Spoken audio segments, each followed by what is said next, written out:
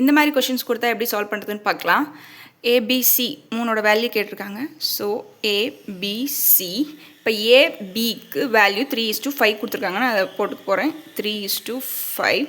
Next பார்த்தீங்கன்னா பிக்கும் சிக்கும் 4:7 கொடுத்துருக்காங்க. பிக்கும் சிக்கும் 4:7. ஸோ ஃபைனலாக ஏபிசி வேல்யூ எப்படி எழுதணும் அப்படின்னா, இந்த எம்டியாக இருக்கிறத முதல்ல ஃபில் பண்ணுங்கள்.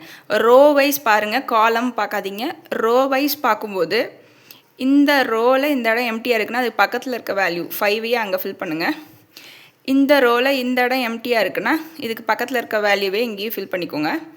இப்போ இதை மல்டிப்ளை பண்ணி எழுதுங்க. 4 3s are 12, 5 4s are 20 and 7 5s are 35.